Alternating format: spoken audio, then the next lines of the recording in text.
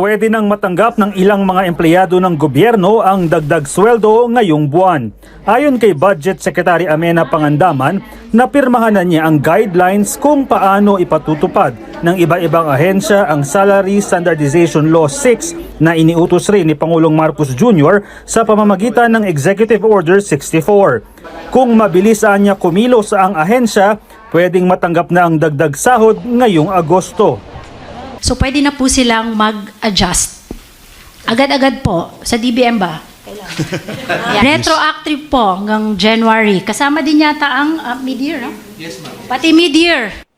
Pasok sa salary increase ang mga civilian government employees sa ehekutibo, lehislatura, hudikatura at sa mga constitutional commission at ilang government-owned or controlled corporations.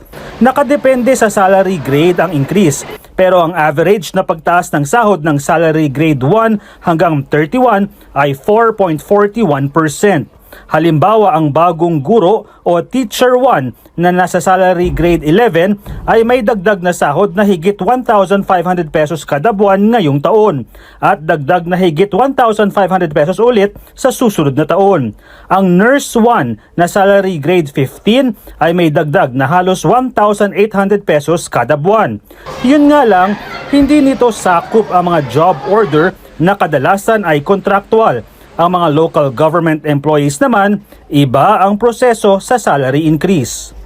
Hindi sila pwedeng retroactive ang mga local government units. Kailangan din sila magpasa ng kanilang appropriation sa kanilang mga sanggunian. Masaya man ang ACT Teachers Party List na ipatutupad na ang salary increase, iginiit ni Representative Franz Castro na kulang ang dagdag sahod sa harap ng nagtataasang presyo ng mga bilihin. Parang tinovel up mo lang yung inflation. Ang gusto sana natin ay living wage para sa ating mga government employees and teachers. Masaya kami, merong kakarampot na increase, pero hindi sapat. Dapat anya ang sweldo ng Teacher 1 ay 50,000 pesos para matustusan ang araw-araw na pamumuhay. Ayon naman kay Pangandaman, bukod sa salary increase, may medical allowance na 7,000 piso kada taon ang mga government employees na wala pang HMO. Samantala, hindi kasali sa dagdag sahod ang presidente, vice-presidente at mga miyembro ng Kongreso. Ipatutupad lang ito pagkatapos ng kanilang termino.